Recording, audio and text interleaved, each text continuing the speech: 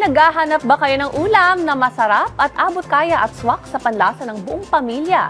Sakto dahil tatak Ilocos na igado ang lulutuin natin ngayon dito sa Sarap Pinoy. Kung pag-uusapan ang mga putahing tunay na sumasalamin sa lutong Pilipino, hindi papahuli ang isang classic recipe mula sa Northern Luzon.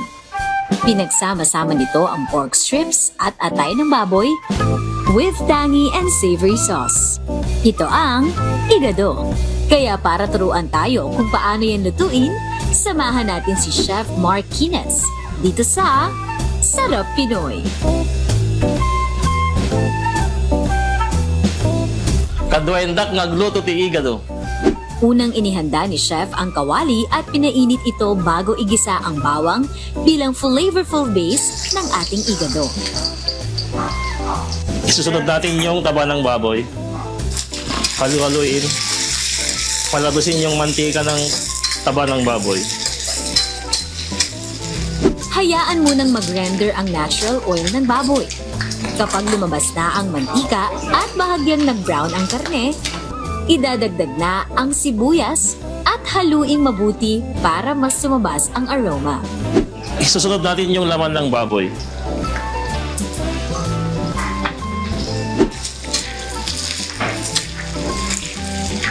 Pag nahalo na natin yung laman ng baboy, pwede natin lagyan ng toyo. Haluin natin ulit.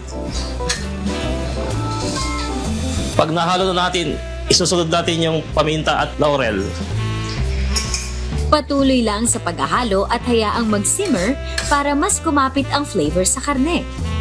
Kapag muling nag-release ng natural oil ang baboy, maaari nang idagdag ang atay na ibinabad sa suka.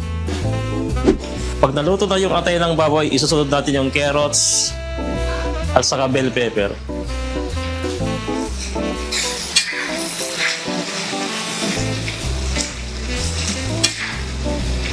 Kapag naluto ng mabuti, ilagay natin yung green peas.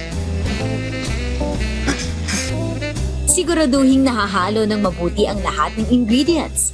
Kapag fully cooked na at naaamoy na ang masarap na aroma ng igado, handa na ito for plating.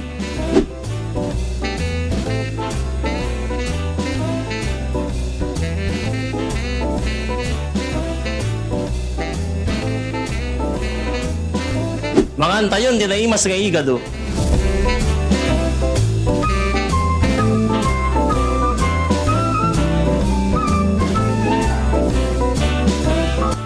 Kaya, if you're craving for a flavor-packed na ulam, hindi mo na kailangang pumunta pa ng Ilocos para matikman ito.